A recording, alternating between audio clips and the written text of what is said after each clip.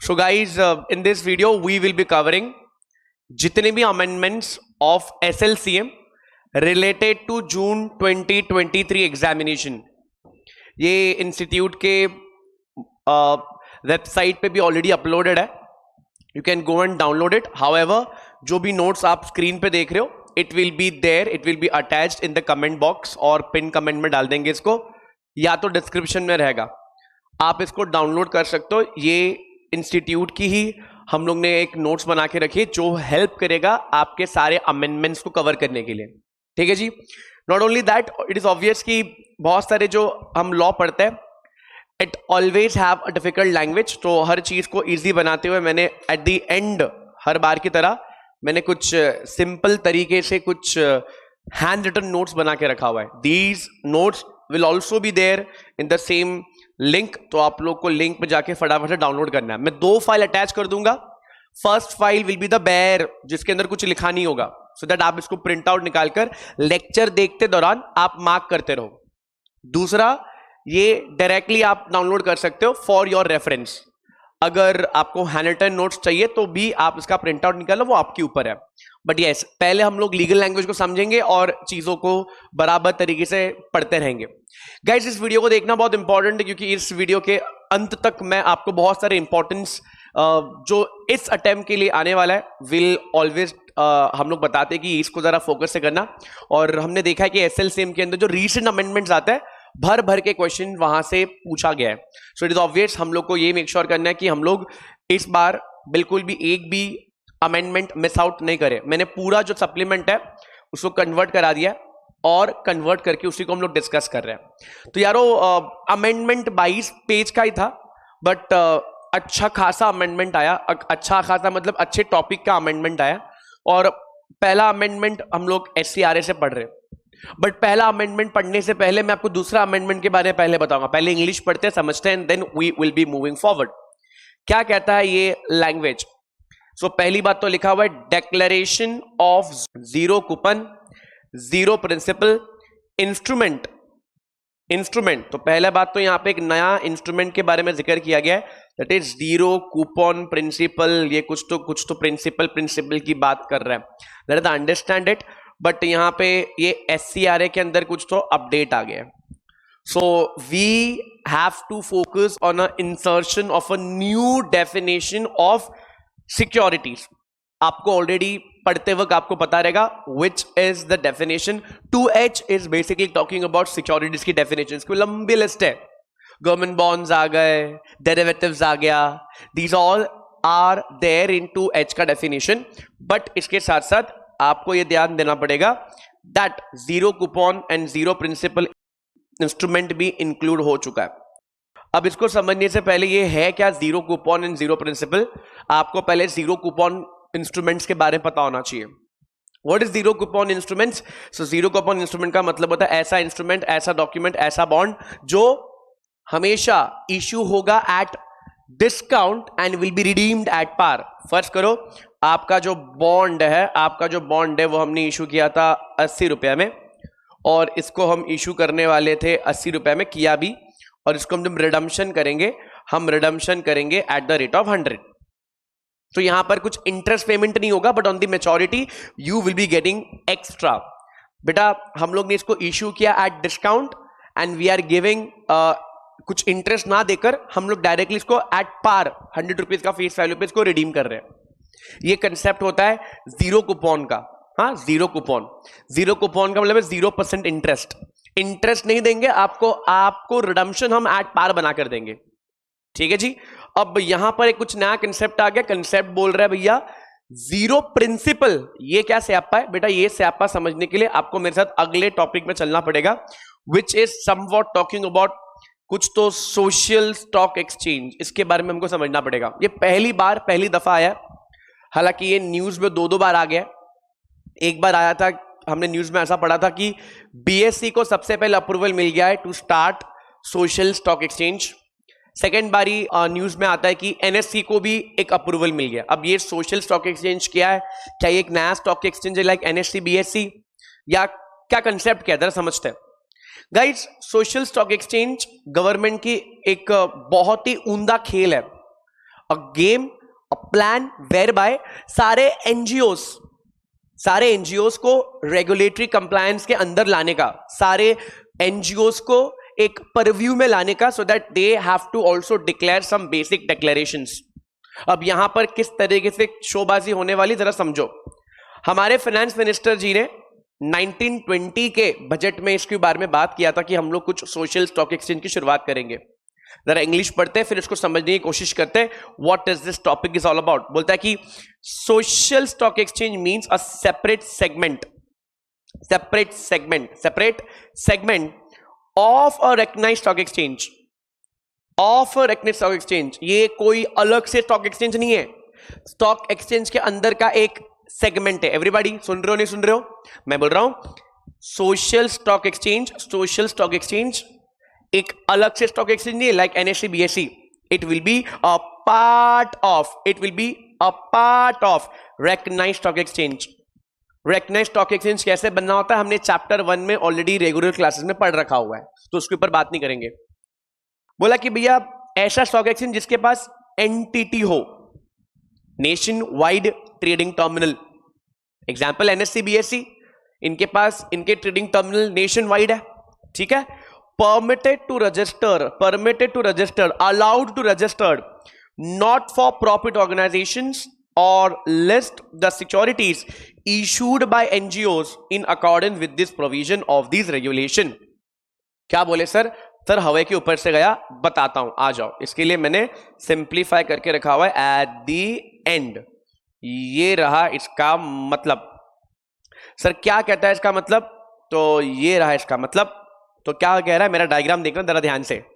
Diagram ये बोलता है कि एक ऑर्गेनाइजेशन है, दैट इज एक इंस्टीट्यूट है। आई होप आपको दिख रहा है बीएससी, लग रहा है बीएससी बेटा, नीले कलर का लाइट आता है तो ये बीएससी है, लग रहा है ना बीएससी? हाँ बोलो बेटा, पास हो जाएगा सब लोग। वेरी गुड बेटा, जिनको भी लग रहा है बीएससी ही है। हाँ वेरी गुड, हाँ थैंक यू सो मच, ये बीएससी है बेटा। बीएससी के अंदर हमने एक सेगमेंट इंट्रोड्यूस किया हुआ है। जैसे बीएससी के अंदर एक सेगमेंट है एसएमई प्लेटफॉर्म, उस प्लेटफॉर्म में तुमको पता होगा छोटे companies, medium size company, Majhauli companies अपने आप को लिस्ट करवाती है ना। तो यहां पर गवर्नमेंट बोलता है कि बीएससी के अंदर हम एक सेगमेंट का इंट्रोडक्शन करेंगे, जिस सेगमेंट का नाम हमने क्या रख दिया है, सोशल स्टॉक एक्सचेंज। अच्छा, इनका काम क्या होगा? इनका काम दो काम होगा। पहला काम इनका काम होगा रजिस्टर करना। किसको रजिस्टर करना? एनपीओ को, या तो इसके साथ साथ उनको लिस्ट करवाना। जब ये कंसेप्ट आया था तो लोग बड़े कंफ्यूज थे, क्या कहना चाहते हो? तो बोलता है जिसको पैसा चाहिए, जिसको डोनेशन चाहिए, ऐसे एनजीओस आओ, ऐसे प्लेटफॉर्म में आओ, अपने आप को लिस्ट करवाओ। सर मुझे पैसे नहीं चाहिए, तो फिर अपने आप को सिर्फ लिस्ट करवाओ। यानी कि यहां पे लिस्टिंग विद फंड भी हो सकती है, विदाउट फंड भी हो सकती है। समझ में आ रही बात? अच्छा, ये जो फंड रेजिंग प्रोसेस होगा ये कैसे करेंगे बेटा? जो सेबी जिस तरीके से सेबी रूल बनाकर देगा उसके हिसाब से होगा। लिखा हुआ है as per the rules established by SEBI. फिर से याद दिला दूं, सोशल स्टॉक एक्सचेंज कोई भी नया स्टॉक एक्सचेंज नहीं है, ये एक छोटा सा सेगमेंट है जिसके अंदर हर एक एनजीओ अपने आप को अब लिस्ट करवाना पसंद करेगा। सर पसंद क्यों करेगा? ऑब्वियसली बात है, यहां पर जो लोग डोनेशन करेंगे उनको कुछ बेनिफिट्स मिलेगा। सर कैसा क्या बेनिफिट जरा बताओ, जरा समझो मेरी बात, बड़ा इंटरेस्टिंग कंसेप्ट है। जैसे मैंने तुमको भी जस्ट बोला, zero coupon zero principal instrument. बेटा जी आज तक एनजीओस के माध्यम से बहुत सारा गलत काम हो रहा था। इट इज वेरी ऑब्वियस, इनको कंप्लायंस के परव्यू में अगर हम रखते हैं सो कुछ चीजें हम कट आउट कर सकते हैं, कुछ चीजें जो गलत हो रही है उसको रोक सकते हैं। इसीलिए ये इंस्ट्रूमेंट जिससे आपको इजीली फंड मिल जाएगा और लोग फंड लगाएंगे भी, पैसा इन्वेस्ट भी करेंगे, पैसा देंगे भी। समझो कैसे? यहां बोला अगर किसी भी एनपीओ को अगर पैसा चाहिए तो they can raise funds with the help of this instrument, जो मैंने बोला जीरो कूपन जीरो प्रिंसिपल। हालांकि जीरो कूपन मैंने वीडियो के शुरुआत में ही बता दिया जीरो कूपन बॉन्ड्स होते क्या है, but what is zero principal? Guys first करो ना बेटा, मैं एक एनजीओ हूं, मैंने अपनी एनजीओ चालू करी, मेरी एनजीओ का नाम है बिप्पू एनजीओ। ठीक है, ये मेरा एनजीओ का नाम है बिप्पू एनजीओ। बेटा इस एनजीओ के अंदर हम लोग लोग जो भूखमरी से मर रहे हैं, हंगर है, जो भूखमरी से मर रहे हैं, उनको हेल्प करने का हमारा प्लान है। हम सबको ब्रेड बांटते हैं, विप्स की ब्रेड बांटते हैं, ठीक है, रात को, प्लस महानंदा का दूध देते हैं, ठीक है, सबको डिस्ट्रीब्यूट करने का हमारा काम है। इसके लिए ऑब्वियसली बात है, we need funds. So very simple, मैं अपने एनजीओ को ये जो मैं बात कर रहा हूं सोशल स्टॉक एक्सचेंज में आकर लिस्ट करवा दूंगा, ठीक है, लिस्ट करवा दिया। लिस्ट करवाने के बाद जिन भी लोगों को अब मेरे एनजीओ में कंट्रीब्यूट करना है, डोनेशन देना है, ठीक है ना, बॉन्ड ले लो, बट ये बॉन्ड में कोई भी इंटरेस्ट नहीं होगा सर, इसलिए तो मैं बोल रहा हूं जीरो कूपन, किसी भी तरीके का बेटा जी इंटरेस्ट नहीं होगा। अच्छा, जीरो कूपन बॉन्ड में आपको पैसा रिडीम भी होता था ना, एट पार ही सही, बट होता जरूर था, पर यहां पे कोई भी पैसा रिडीम नहीं होने वाला। अरे पगलो, जब तुम एनजीओ में पैसा लगाते हो, क्या पैसा वापस लेने के लिए पैसा लगाते हो क्या? ये इन्वेस्टमेंट नहीं, एक डोनेशन है। जो इंडिविजुअल इसके अंदर पैसा लगाएगा उसको 80G के तहत थोड़े डोनेशन का जो कंट्रीब्यूशन है उसमें उसको डिडक्शन मिल जाएगा, और जो भी कॉर्पोरेट, जो भी कंपनीज इस माध्यम में, इस इंस्ट्रूमेंट के द्वारा इन्वेस्ट करेगी, उन लोग को सेक्शन 135 ऑफ कंपनीज एक्ट, यानी कि CSR, कॉर्पोरेट सोशल रिस्पॉन्सिबिलिटी के तहत उनको उसका बेनिफिट मिल जाएगा। तो लोग कह रहे हैं कि हम पैसा क्यों लगाए अगर हमको कुछ रिटर्न ही ना मिलेगा? रिटर्न्स मिलेगा, आपको बेनिफिट देंगे गवर्नमेंट। आई होप ये समझ में आ गया।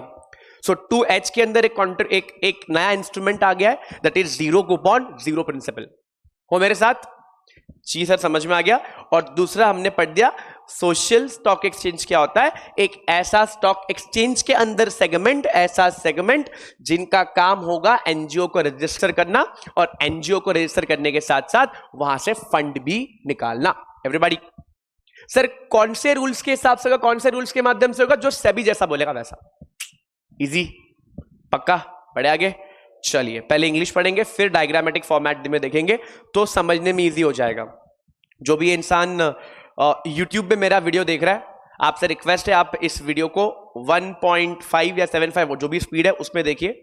हालांकि मेरे बोलने की स्पीड एनीवेज बहुत फास्ट है, तो सुनकर अगर समझ में आता होगा तो आप देखो। रिवीजन कोई कर रहा है, लास्ट मोमेंट में कोई देख रहा है, तो वीडियो के अंत में चले जाओ, या नीचे मैं हर चीज का डिवीजन दे दूंगा, अमेंडमेंट कहां से कहां है और इंपॉर्टेंट क्वेश्चंस कहां पर, डायरेक्ट वहां पे क्लिक करना, टाइम वेस्ट नहीं करना है अपना, और अपने सेल्फिश मत बनो, अपने फ्रेंड्स के साथ जरूर शेयर करना। चलिए डिस्कस करेंगे दी सेकंड इंपॉर्टेंट थिंग।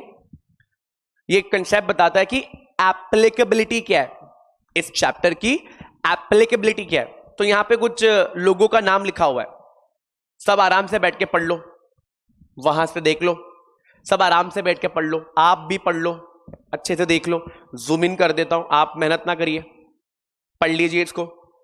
कुछ लोगों का नाम लिखा हुआ है, जरा ध्यान से देखिए। जो नया कंसेप्ट आया है किस पे एप्लीकेबल होगा? मैं चुप बैठता हूं, पढ़ो। चलो भैया, जरा समझते हैं कंसेप्ट क्या कहता है, कंसेप्ट क्या कहना चाहता है, और हमको क्या समझना है इसके अंदर। आ जाओ, मैंने हर चीज का पूरा नोट्स बना के रखा है, सो प्लीज इसको डाउनलोड करना और सब जगह वायरल कर देना, फैला देना सब जगह। अच्छा, तो ये रहा मेरे एप्लीकेबिलिटी के बारे में बात। ये कंसेप्ट, ये रूल, ये नियम किसके ऊपर एप्लीकेबल होंगे? तो प्यारा सा मैंने 3 डिवीजन बनाया। बेटा ये जो नोट्स है ये मैंने कुछ मार्च से बना के नहीं लाया हूं, ये अमेंडमेंट शीट को देखकर ही बनाया गया नोट्स है। सो आप टेंशन मत लो, ए में लिखेगा तो चलेगा, बेटा डायग्रामेटिक मत लिखना, पैराग्राफ में लिखेगा तो मार्क्स मिल जाएगा। क्या लिखा हुआ है? पहला, एनपीओ सीकिंग फॉर रजिस्ट्रेशन। तो जो एनपीओ सिर्फ अपने आप को रजिस्टर करना चाहते हैं, आओ हमारे सोशल स्टॉक एक्सचेंज में कभी, ठीक है। दूसरा, ऐसे एनपीओ जो अपने आप को रजिस्टर भी करना चाहते हैं और फंड भी रेज करना चाहते हैं, आओ कभी हवेली पे हमारे। तीसरा, ऐसे कोई भी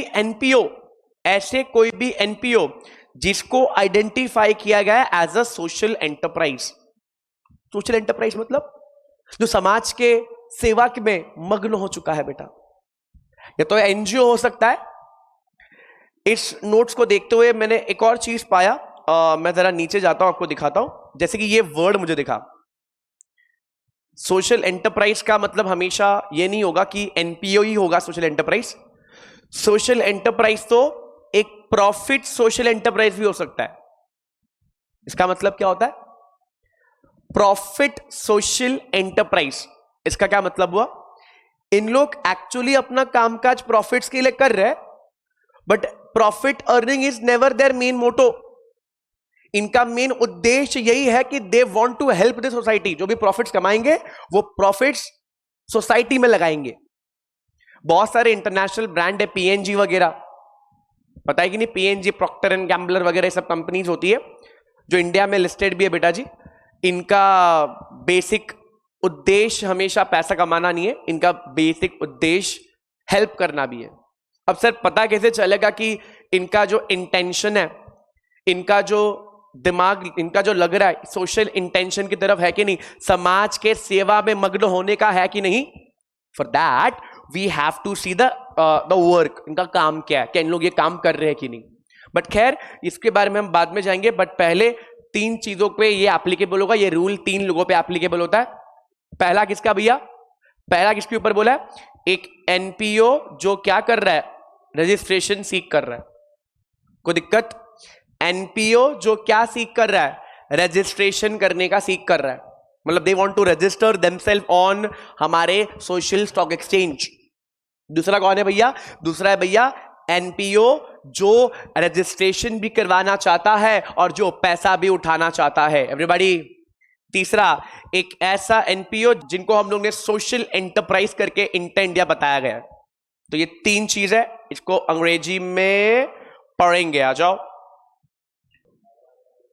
अंग्रेजी। अगर ऑलरेडी आप इसका प्रिंट आउट लेके बैठे हो तो भैया जी ये रहा एनजीओ जो सिर्फ रजिस्टर करना चाहता है, एनजीओ जो रजिस्टर भी करना चाहता है और पैसा भी उठाना चाहता है, और कोई भी ऐसा सोशल प्रॉफिट सोशल एंटरप्राइज। सुना मैंने क्या बोला? Profit social enterprise. कौन है ऐसे लोग? काम तो प्रॉफिट्स के लिए कर रहे हैं, बट इनका मेन उद्देश्य उस प्रॉफिट से क्या है? समाज सेवा करना। कोई दिक्कत? तो इन लोग पे ये चैप्टर एप्लीकेबल है। कोई दिक्कत है एवरीबॉडी? श्योर? आगे बढ़ू? पक्की बात? ठीक है। अब यहां पे बोला access. Access to what? Access to social stock exchange. क्या मतलब है सर? सर इस स्टॉक एक्सचेंज की टिकट कैसे मिलेगी भाई? इसके अंदर कैसे जाए भाई? आ जाओ जरा इसके एक्सेस को देखते हैं, समझते हैं, फिर इंग्लिश पढ़ेंगे तो और ज्यादा इजी लगेगा। तो भैया ये तो अप्लाई हो गया। किस किस पे अप्लाई? तो भैया ये इसको टिकट, यहां पे टिकट सिर्फ 2 ही लोगों को दिया गया है। टिकट कितने लोगों को दिया बेटा? 2 लोग हैं। सर किसको दिया है? सबसे पहले इंस्टीट्यूशनल को दिया हुआ है, इंस्टीट्यूशनल इन्वेस्टर्स को दिया हुआ है। दूसरा किसको दिया भैया? नॉन इंस्टीट्यूशनल इन्वेस्टर्स को दिया हुआ है। आईसीडीआर पढ़ा है? अगर आईसीडीआर पढ़ा रहेगा तो तेरे को 3 टाइप ऑफ इंस्टीट्यूशंस के बारे में याद रहेगा। एक तो क्यूआईबी था, बड़े बड़े पटेल लोग, बड़े बड़े मोहताज, बहुत सारा पैसा जिनके पास होता है। सेकंड कौन था भाई? एचएनआई के अंदर वही हम लोग एचएनआई डायरेक्ट नहीं बोलेंगे बेटा, आरआईआई, रिटेल इंडिविजुअल इन्वेस्टर्स। और जो घर का नहीं ना घाट का वो एनआईआई। बराबर है? तो भैया यही बोला गया, ये रहा एनआईआई और बेटा बड़े बड़े लोग इंस्टीट्यूशनल्स। कोई दिक्कत? मेरा सवाल है क्या सोशल स्टॉक एक्सचेंज के अंदर जो भी एनजीओ आएंगे, इंस्ट्रूमेंट इशू करेंगे, पैसा रेस करेंगे, क्या इनको पैसा मिल जाएगा? क्या इनको पैसा मिल जाए? बिकॉज जो पैसा देने वाला है उसको पैसा रिटर्न कभी नहीं मिलने वाला है। क्या इनको पैसा मिल जाएगा? हाँ। क्यों? कैसे? अरे पगलो, जो भी पैसा देगा उसको बेनिफिट दे रहा है गवर्नमेंट।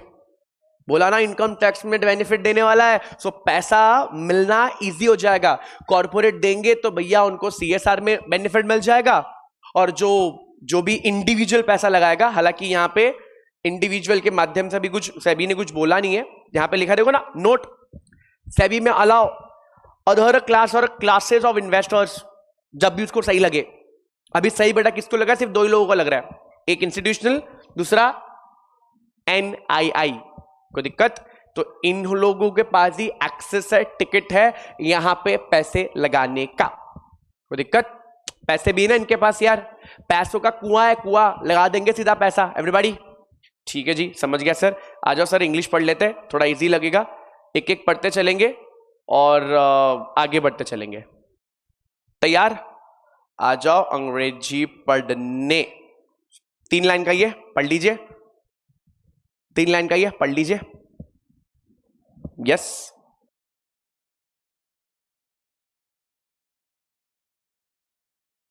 सही है, इजी है, कंफर्टेबल है, ठीक है जी। अब बेटा कुछ तो गवर्निंग काउंसिल के ऊपर बात करी हुई है इन्होंने। कौन से काउंसिल के बारे में बात कर रखी हुई है? Governing council. जो पढ़ने का दीवाना है बेटा, ये सर्कुलर जाके डाउनलोड करो, आप आराम से बैठ के पढ़िए। ऑब्वियसली बात है, यहाँ पे बच्चे एग्जाम सेंट्रिक है, तो एग्जाम सेंट्रिक हो, एग्जाम होने के बाद आराम से, तेरे पास बहुत टाइम होता है रिजल्ट आने तक का, आराम से बैठ के पढ़ियो, ठीक है। डाउट आएगा तो कमेंट में डालियो, मैं देख लूंगा। आ जाओ, कुछ गवर्निंग काउंसिल के ऊपर बातें करिए जरा। आ जाओ, गवर्निंग काउंसिल को समझते हैं। ये गवर्निंग काउंसिल कौन होगा और कैसे होगा? ये रहा गवर्निंग काउंसिल, दिख रहा है सर क्या लिखा है? Social stock exchange, SSE। SSE को क्या करना पड़ेगा? एक गवर्निंग काउंसिल बनवाना पड़ेगा। क्या बनवाना पड़ेगा? Governing council. सर क्या करेंगे? गवर्न करेंगे। क्या करेंगे? गवर्न करेंगे, देखेंगे, ध्यान देंगे। समझ रहे हो क्या बोल रहा हूं मैं? बेटा ये मोहल्ले की आंटियों जैसी होगी, सब पे ध्यान रखेंगे, कौन आ रहा है, कौन जा रहा है, कौन क्या कर रहा है। बट सर किस पे ध्यान रखेंगे? बेटा ये बोल रहे फंक्शनिंग ऑफ बोर्ड पे ध्यान रखेंगे, ठीक है जी।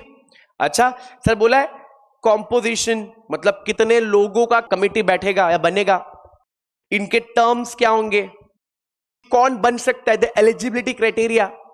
इसका डिसीजन लेने का जो मोहताज है वो किसको मिला है? वो सेबी जी को मिला है।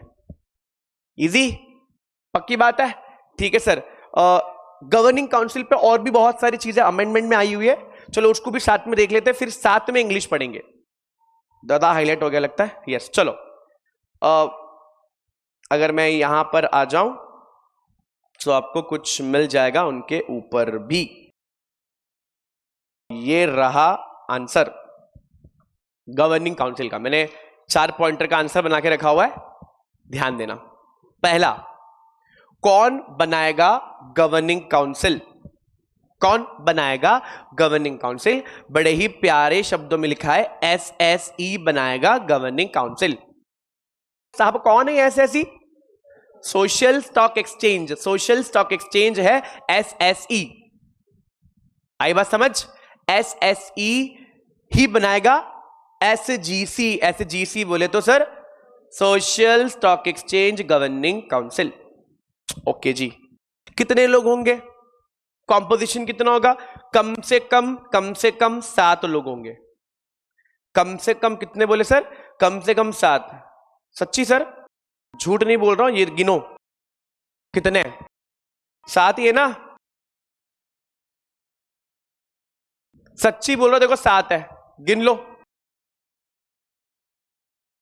सच्ची बोल रहा हूं 7 है, गिन लो। लग रहे 7 जी। सबसे पहला हमने पढ़ा कि सर कौन बनाएगा गवर्निंग काउंसिल? कौन बनाएगा गवर्निंग काउंसिल? सर कौन बनाएगा? सोशल स्टॉक एक्सचेंज बनाएगा गवर्निंग काउंसिल। कितने लोग होंगे सर? मिनिमम 7 लोग होंगे सर।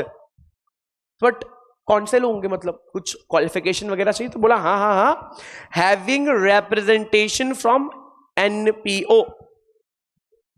Having representation. सर किससे रिप्रेजेंटेशन? आ जाओ, थर्ड पॉइंट उसी के ऊपर है। थर्ड पॉइंट वही बात करता है। थर्ड पॉइंट कहता है सोशल इंपैक्ट इन्वेस्टर।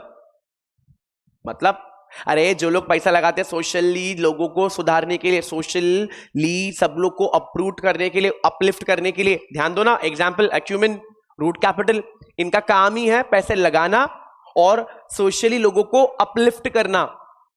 सो इनका रिप्रेजेंटेशन होना चाहिए, NPO का होना चाहिए, सोशल अपने स्टॉक एक्सचेंज का होना चाहिए, फिलैंथ्रोपिक एंड सोशल सेक्टर्स का होना चाहिए, या सोशल ऑडिट प्रोफेशन में जो लोग हैं उन लोग का होना चाहिए। और भी कुछ भिन्न भिन्न नाम है, अच्छे से पढ़ते हुए दिखना। मैंने इसका नोट्स बनाया इसलिए मैंने सारे लोगों का नाम नहीं लिखा हुआ है, ठीक है। बट एग्जामिनेशन में लिखोगे मार्क्स जरूर आ जाएंगे। सबसे पहला पॉइंट यही पढ़ते पढ़ते याद भी कर लेना बेटा। वीडियो देखने के बाद, अगर आप तो लाइव बैठे हो, कुछ लोग यूट्यूब पे देख रहे हैं, वीडियो देखने के बाद फिर से पढ़ने की जरूरत ना पड़े, यहीं पे पूरा रिवीजन हो जाना चाहिए। सबसे पहले कौन बनाएगा governing council? Sir social stock exchange बनाएगा गवर्निंग काउंसिल, ठीक है। सेकंड भैया बोल देंगे कितने लोग होंगे, कॉम्पोजिशन क्या होगा? 7 लोगों का कॉम्पोजिशन होगा। Everybody sir that will be represented by whom? Sir ये रहा लिस्ट, सोशल इंपैक्ट इन्वेस्टर होगा, एनपीओ होगा, यस स्टॉक एक्सचेंज वाले होंगे, इन लोग होंगे। ओके जी, ओके जी सर। सर क्या काम करेंगे? ये रहा काम, ये पहले ही मैं बता चुका हूं, ओवरसाइट करेंगे, गाइडेंस देंगे, किसको? सोशल स्टॉक एक्सचेंज को। Related to what? Related to registration, fund raising and disclosure. साहब ये कौन करेगा? साहब ये कौन करेगा? रजिस्ट्रेशन करेगा एक्सचेंज, बट किसकी रजिस्ट्रेशन की बात कर रहे साहब? एनजीओ की बात कर रहे, मतलब एनपीओ की बात कर रहे हैं, चैरिटेबल ट्रस्ट लोगों की बात कर रहे हैं हम लोग, ठीक है जी। फंड रेजिंग होगा, फंड रेजिंग किसकी फंड रेजिंग होने वाली है? एनपीओ की। समझ में आ रहा है? डिस्क्लोजर देना पड़ेगा, अरे पैसा लिया है तो बताना भी तो पड़ेगा ना, खर्च कहां कर रहे हो, फिर तो पार्टी ऑल नाइट चलेगी बेटा। तो इसीलिए डिस्क्लोजर भी देना पड़ेगा। वो कैसे देंगे और उसको कैसे लेना है उसका हेल्प करेगा governing council. Easy, very good. आ जाओ अंग्रेजी पढ़ते हैं, अंग्रेजी पढ़ेंगे तो थोड़ा सा कॉन्फिडेंस भी आ जाएगा। पहले बेसिक समझ लेंगे फिर अंग्रेजी पढ़ते हुए चलेंगे गाइस। आई होप एकदम कंफर्ट हो जी। एक्सेस हमने पढ़ लिया, हमने गवर्निंग काउंसिल भी पढ़ लिया, आके पढ़ लीजिए। चलिए पढ़ लीजिए इसको।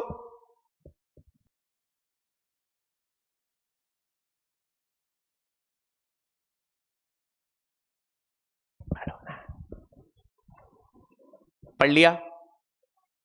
Done done done done everybody. जो मैंने अभी बताया वो भी देख लो, गवर्निंग काउंसिल वाला पॉइंट। ये है पैराग्राफ, ये है पैराग्राफ।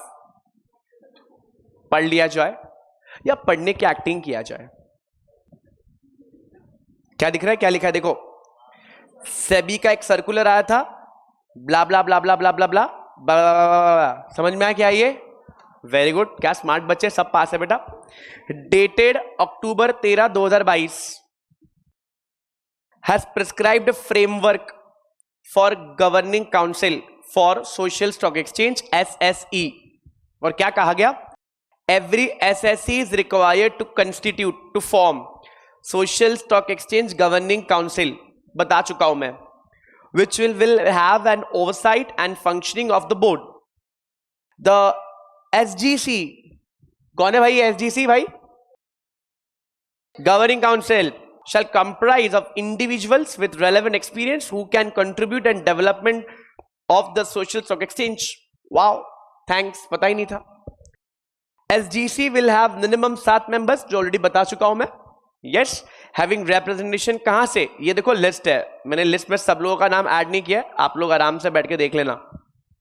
मैं लिस्ट में सारे लोगों का नाम ऐड नहीं किया है, जो आप लोग इजी टू रिमेंबर कर पाओगे वही मैंने नाम डाल रखा हुआ है, ठीक है जी।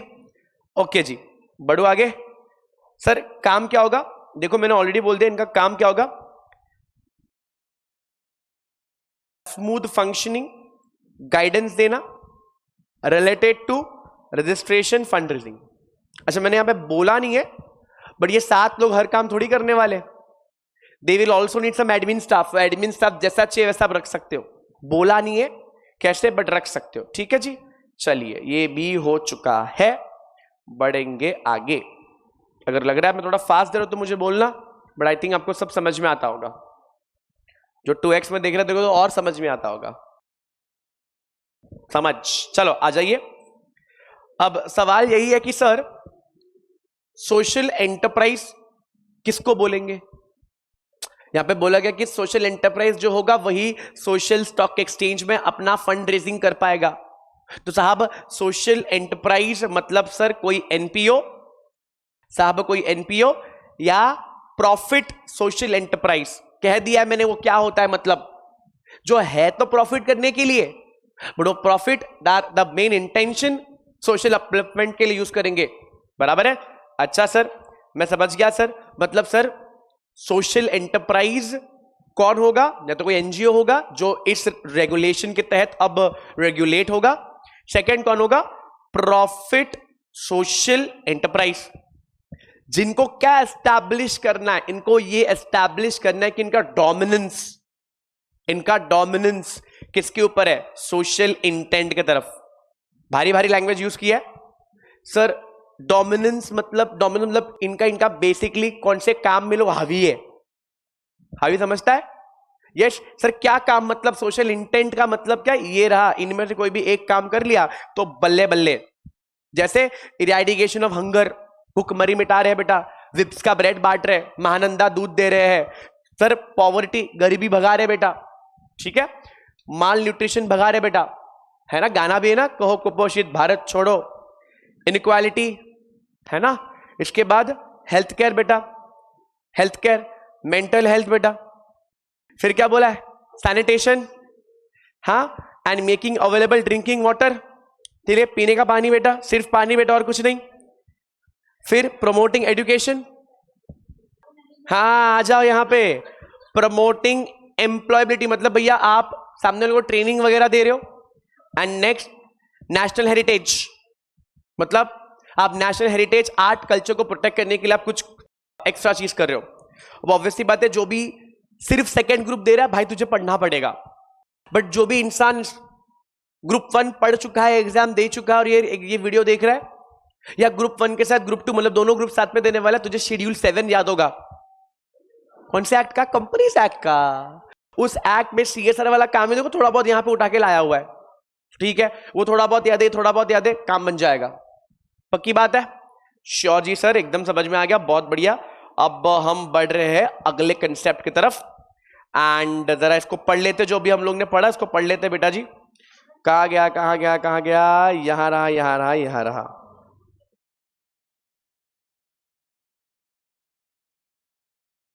ये रहा, पढ़ लीजिए इसको, जो मैंने बताया अंग्रेजी में लिखा हुआ है।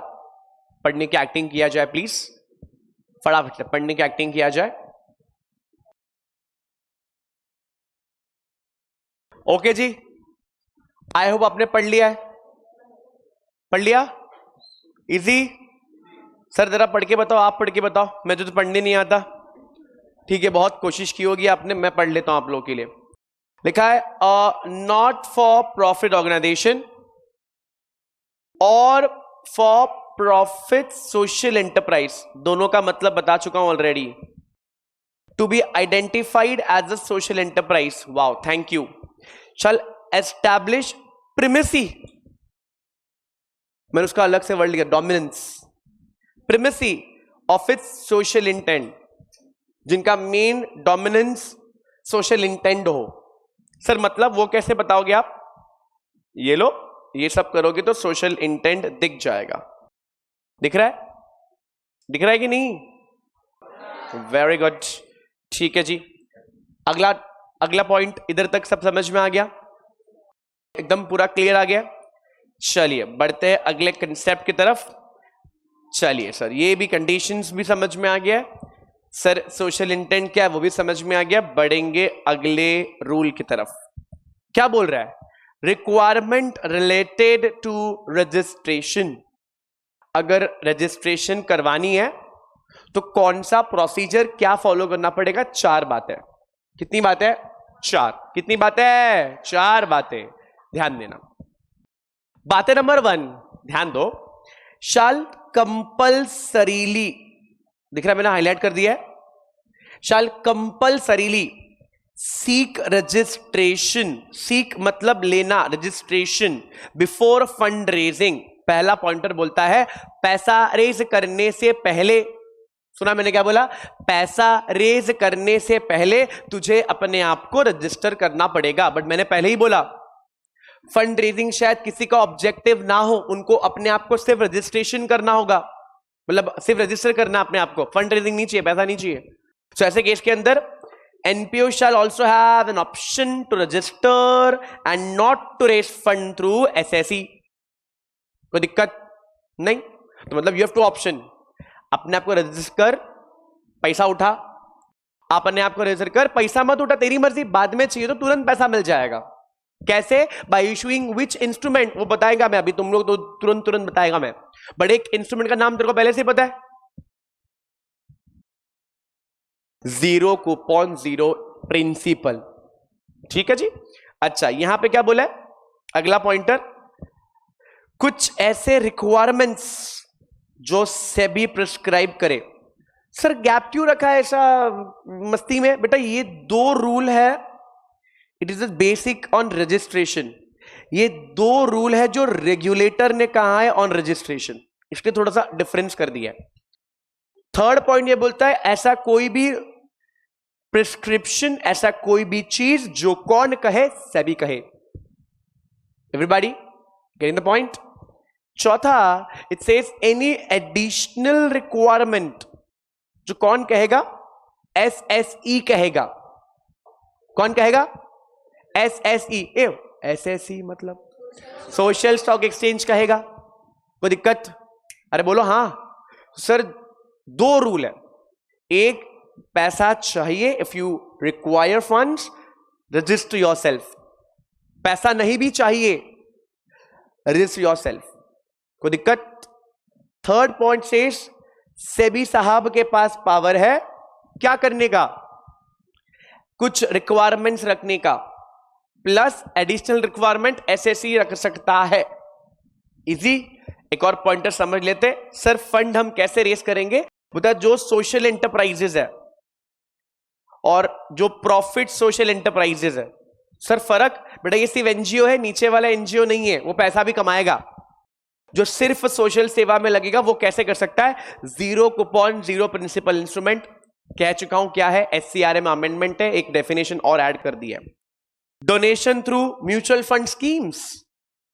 ओके, म्यूचुअल फंड्स तो सर एक इन्वेस्टमेंट व्हीकल था, जहां पे हम पैसा म्यूचुअल फंड वाले को दे रहे थे और वो इन्वेस्ट कर रहे थे, और इन्वेस्ट करने के बाद हमको रिटर्न्स कमा के दे रहे थे by cutting the commissions. MF तो यही है ना। ये कैसा स्कीम हुआ भाई? Maybe you will get some tax deduction. ऐसा अब तक कोई क्लैरिफिकेशन नहीं आया है, ना ही ऐसा स्कीम अभी तक आया है। Getting my point? जब आएगा तब बता दूंगा कि ऐसा कौन सा स्कीम है। Right now if you want to save tax we have ELSS option. कौन सा option? ELSS. What is ELSS? Equity linked saving scheme. जोर से बोलो, इक्विटी लिंक्ड सेविंग स्कीम। सारे बोलो, इक्विटी लिंक्ड सेविंग स्कीम। कितने साल का लॉक इन होता है? 3 इयर्स। 3 इयर्स का लॉक इन है। डिडक्शन मिलेगा चैप्टर 6 में, मालूम है कि नहीं? 80C में डिडक्शन मिल जाएगा तेरे को, बिंदास खरीद। यस, बट खैर उसके ऊपर किसी और दिन बात करेंगे। बट यस, इंपॉर्टेंट यही है कि अगर मैं एक सोशल एंटरप्राइज हूं तो मैं 3 तरीके से फंड रेस कर सकता हूं। पहला बेटा, zero coupon zero principal, donation from MF scheme, and the third one is any other mean specified by SEBI. Wow, this is my favourite. दिमाग लगाना ही नहीं है कुछ। अच्छा, अगर सर मैं कोई ऐसे institution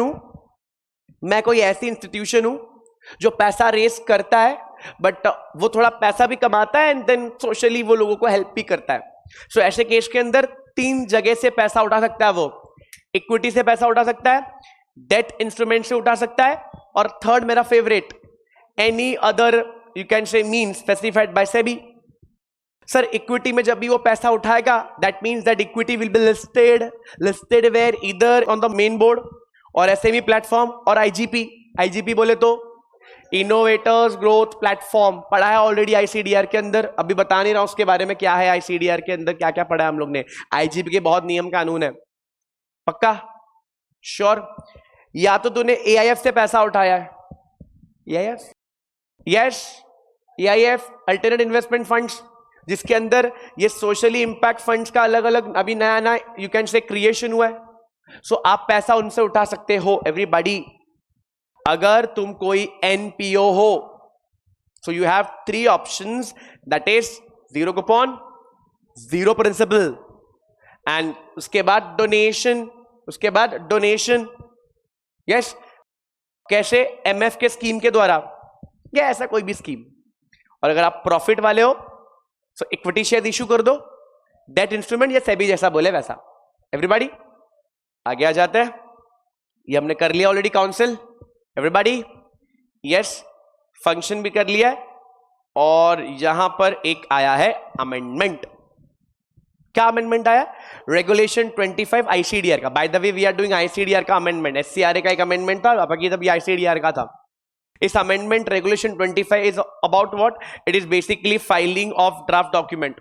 filing of draft document. But if you remember, हमने एक कंसेप्ट किया था डी करके, D D D for draft instrument, जहां पे आपको बनाना है डीआरएचपी ड्राफ्ट डॉक्यूमेंट, और ड्राफ्ट डॉक्यूमेंट बना करके आपको क्या करना है सर? वो जमा करना है सेबी जी के पास। 3 कॉपीज थे, ये वही है। बट पहले एक्ट में ऐसा लिखा था कि रीजनल ऑफिस, अभी ऐसा नहीं बोला, सेबी बोल दिया। इंग्लिश पढ़ेंगे तो you will understand me in a better way, इसलिए मैंने सेबी लिख दिया है। ठीक है जी। एक और अमेंडमेंट है, भारी अमेंडमेंट है, पहले इंग्लिश पढ़ लेते हैं, उसके बाद तो भारी वाला अमेंडमेंट करके बहुत मजा आएगा वो अमेंडमेंट पढ़ के आप लोगों की। क्या अमेंडमेंट बनाया गाइस, क्या अमेंडमेंट बनाया, मतलब पूरा दास्तान लिख दिया। हालांकि इसके अंदर सिर्फ एक ही लाइन लिखा हुआ है, हमने उसके पूरे नोट्स बना दिए। सबसे पहले तो हम लोग पढ़ लेते हैं जो हमने अभी जस्ट पढ़ा, दैट इज दिस। ये पढ़ लिया हम लोगों ने, गवर्निंग काउंसिल वाला पॉइंट पढ़ लिया हम लोगों ने। फ्रेमवर्क वाला एक बार रीड कर लेते, आ जाओ।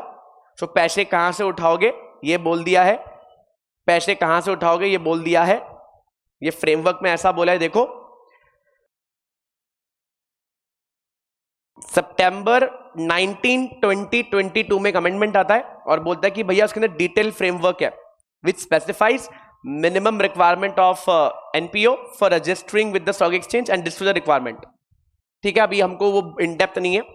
The circular has specified the minimum requirement to be met by NPO for registration with SSC and disclosure requirement जो उनको देना पड़ेगा। डिस्क्लोजर क्यों देना है बार बार, नहीं समझ में आ रहा है। अरे बेटा तुम पैसा लोगे तो पैसा तुम क्या करोगे, बताना पड़ेगा ना। पार्टी ऑल नाइट कर दिया तो इसलिए हमको आपको बताना पड़ेगा। ठीक है जी, बता दोगे। इसके अलावा हम लोगों ने ये भी कर लिया है, अगर कोई प्रॉफिट सोशल एंटरप्राइज हो पैसा कहां से उठाएगा, तो भैया वो पैसा उठाएगा कहां से बताओ? Debt, equity, any other means. But ये सब कहां लिस्ट हो गए? मेन बोर्ड, एसएमई, आईजीपी, बराबर। या तो एआईएफ से पैसा उठाया रहेगा आपने। अगर आप सोशल एंटरप्राइज है तो zero coupon bonds, donation through MF, any other means. Everybody जरा आ जाते हैं। Requirement relating to registration, registration देखो क्या लिखा है। shall mandatorily seek registration with social stock exchange before it raises funds। जिसको फंड्स चाहिए वो तो रजिस्ट्री करवाएगा ही, जिसको फंड्स नहीं भी चाहिए एवरीबॉडी, जिसको फंड्स नहीं भी चाहिए वो भी अपने को करवा ले, और एलिजिबिलिटी क्राइटेरिया जो भी होगा वो सेबी आपको बता देगा। कर चुके हम लोग, ये भी कर चुके, ये भी कर चुके, ये भी कर चुके। अब उस चुम्मा अमेंडमेंट के बारे में बात करते, आ जाओ। ये मैं बता रहा था कि एक लाइन अब इंसर्ट कर दिया गया, नॉट दिस गाइस, ये एलओडीआर है तो ज्यादा ही तेजी में नीचे आ गया मैं। ये पहला अमेंडमेंट है। पहले लिखा था कि jurisdiction at which registered office of the issuer company is located. अब क्या बोल दिया है? With board, with SEBI, with reference to filing of a document and the draft of a document. यहां पे थोड़ा सा चेंज कर दिया है। पहले लिखा था jurisdiction at which registered office of the issuer company is located, तो जहां पे कंपनी होगा उसका रीजनल ऑफिस में देने का। अब ऐसा नहीं, सेबी बोल दिया तो कहीं पे भी दे दो, क्या फर्क पड़ता है। अब यहां पर आया है खूंखार अमेंडमेंट। दिखने में बहुत प्यारा सा 2 लाइन है बेटा, दिखने में सिर्फ ये प्यारा सा लाइन है, बट इसके ऊपर थोड़ा इन डेप्थ बात करना पड़ेगा। हार्डली मैं आपका 5 से 6 मिनट लूंगा, आप टेंशन मत लो, बट ये अमेंडमेंट थोड़ा सा इंपॉर्टेंट है।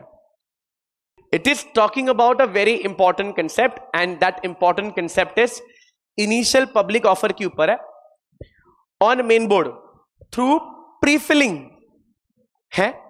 ये प्रीफिलिंग क्या होता है? आ जाओ थोड़ी दास्तान, थोड़ी स्टोरी समझते हैं। बेटा जी जब भी मैं कंपनी पैसा रेस करना चाहता है पब्लिक से तो आईपीओ लाने का प्लान करेगा। अच्छा सवाल जरा पूछ लूं, जब भी कंपनी आईपीओ करता है is it a rule that company को हमेशा पैसा मिलेगा? मिलेगा ना? पैसा नहीं मिलेगा sir, it is not the rule. Depend करता है कि भैया कंपनी उस इशू कौन सा नेचर का लाता है, ओएफएस है कि फ्रेश इशू है कि कॉम्बिनेशन है। बोलो LIC क्या था? LIC OFS था ना यार। किसने अपना स्टेक बेचा? गवर्नमेंट ऑफ इंडिया ने अपना माल बेच दिया बेटा जी। ठीक है जी, समझ में आ गया सर। आप मुद्दे की बात बताओ, ये क्या मतलब है? बड़ा मैं समझाता हूं। देखो, जब भी आपको IPO लाना होता है, आपको एक ड्राफ्ट ऑफर डॉक्यूमेंट बनाना होता है। उसको बड़े ही प्यार से मैं DRHP बोलता हूं, draft red herring prospectus. Repeat करो मेरे साथ, draft red herring prospectus. Video देखने वालों रिपीट करो, draft red herring prospectus, DRHP। ये DRHP बेटा मैं देता हूं सेबी जी को। सेबी जी इसको रीड करते हैं। कैसे रीड करते हैं सर? 400 500 600 पेज का डॉक्यूमेंट होता है बेटा। उसको फाड़ के डिवाइड किया जाता है बिटवीन डिफरेंट असिस्टेंट मैनेजर के जो सेबी में काम करते हैं, उनको डिवाइड कर दिया जाता है। And they will read it and they will give you the query फिर मर्चेंट बैंक और इशूअर सॉल्व करता है। हालांकि इशूअर कुछ नहीं बोलता है बीच में, इशूअर मर्चेंट बैंक को बताता है और मर्चेंट बैंकर सेबी को बताता है। ऐसा प्रोसेस चलता है गाइस। अब मैं यहां पे बोल रहा हूं, वो जो ड्राफ्ट डॉक्यूमेंट है वो पब्लिक डोमेन में अवेलेबल हो जाता है। एंड आपको तो पता ही होगा, DRHP के अंदर हर एक क्रूशियल इंफॉर्मेशन लिखी होती है, about financials, about clients, about business tactic, business risk, everything. मैंने आप लोग को पूरा प्रोस्पेक्टस बताया था, बिजनेस रिस्क कैसे देखना होता है। मैं कंपनी का नाम नहीं लूंगा, ऑब्वियसली बात है। मैंने एक पूरा रीडिंग करके बताया, देखो क्या क्या चीजें देखनी होती है IPO के पहले, इन्वेस्ट करने से पहले क्या क्या चीज देखनी होती है। तो यारो, हमने पूरा DRHP पढ़ ही लिया था ऑलमोस्ट। जब हमने DRHP पढ़ा, डोंट यू फील हमको बिजनेस के बारे में बहुत कुछ मालूम पड़ गया? रिस्क, फायदे, नुकसान सब मालूम पड़ गया। और ये ड्राफ्ट डॉक्यूमेंट जो है, व्हाट इफ सेबी इसको नकार दे, रिजेक्ट कर दे? ये इंफॉर्मेशन तो पब्लिकली अवेलेबल हो गया। अरे बोलो हाँ या ना? इस चीज को तोड़ने के लिए, इस चीज को अलग करने के लिए, इस चीज में कुछ चेंज लाया गया। बहुत ही बढ़िया चेंज लाया गया। जरा सुनना मेरी बात बहुत ध्यान से। अब सेबी एक ऑप्शनल रूट दे रहा है और ऑप्शनल रूट का नाम है प्रीफिलिंग। प्रीफिलिंग इस ऑप्शनल रूट से होने ये वाला है, अगर मैं एक कंपनी हूं और मुझे लिस्टिंग करवाना है तो मैं ड्राफ्ट डॉक्यूमेंट तो भरूंगा। ड्राफ्ट डॉक्यूमेंट में जब भी भरूंगा गाइस, वो ड्राफ्ट डॉक्यूमेंट पब्लिक डोमेन में अवेलेबल नहीं होगा। हालांकि जो प्रोसेस है, सेबी उसके ऊपर ऑब्जर्वेशन देगा, all this things will be done. जैसी कंपनी रेडी है लिस्ट होने के लिए, फिर वो डॉक्यूमेंट फिर पब्लिक डोमेन में आएगी। तो फायदा क्या है? फायदा ये है, कंपनी अपना दिमाग लगा सकती है, अगर ये नहीं तो कोई और सही, ये मेथड, ये पब्लिक इशू नहीं तो कुछ और मेथड से पैसा उठा लेंगे। आधे लोग बोला ये नहीं तो कोई और सही, हंस रहे हैं करके। आई बात समझ? तो मैं ये बोल रहा हूं, कंपनी को, कंपनी के फाइनेंशियल्स और अदर डिटेल्स सब जगह बाहर ना आ जाए, इसीलिए ये मेथड लाया गया। क्या सर ये हमारे इंडिया में ही आया कि बाहर भी कहीं है? बाहर भी है बेटा जी। US में है, UK में है, कनाडा में है। स्नैपचैट सब लोग इस्तेमाल करते नहीं कुत्ते बिल्ली बनने के लिए? तो बेटा वो स्नैपचैट ऐप ने भी जब इशू किया था, इसी मेथड से किया था। चलो जरा देखते हैं फटाफट से उसका विश्लेषण देखते हैं। यस, आ जाओ। ये वीडियो का अंत हम लोग कर ही रहे, जरा समझते। आ जाओ आ जाओ आ जाओ आ जाओ। यस, कहां गया सर? ये रहा कंसेप्ट। आ जाओ पढ़ते हैं। पहला point, SEBI has introduce confidential filing और प्रीफिलिंग ऑफ DRHP। जिस भी कंपनी को क्या जाना है, पब्लिक डोमेन में जाना है। Currently any company planning an IPO has to file its offer document with SEBI. ये तो हमको पहले से पता है, जिसको हम लोग बोलो क्या बोलते हैं प्यार से? DRHP बोलते हैं। अब DRHP के अंदर बहुत सारे वाइटल इंपॉर्टेंट इंफॉर्मेशन अवेलेबल होते हैं, बोलो हाँ या ना?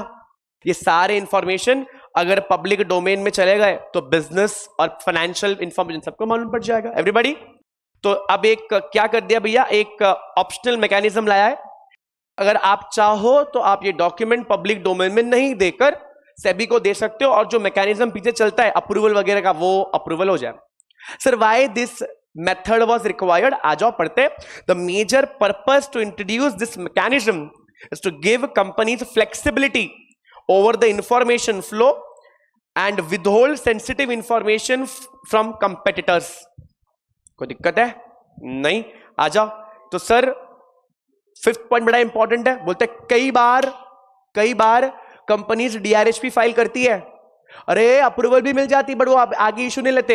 Example API holdings, PharmEasy, इन्होंने अपना डॉक्यूमेंट पूरा बना दिया था, बट अल्टीमेटली उन्होंने अपने अलग तरीके से फंड रेज करके उन्होंने अपना क्या कर दिया, फंड रेजिंग कंप्लीट कर लिया।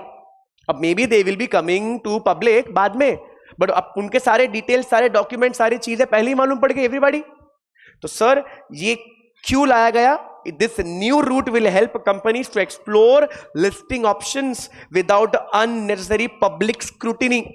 अरे डॉक्यूमेंट मैं भी पढ़ लिया, तू भी पढ़ सकता है, और कंपनी के अंदर क्या हो रहा है, कैसे हो रहा है, सब हमको मालूम पड़ जाएगा रीड करके।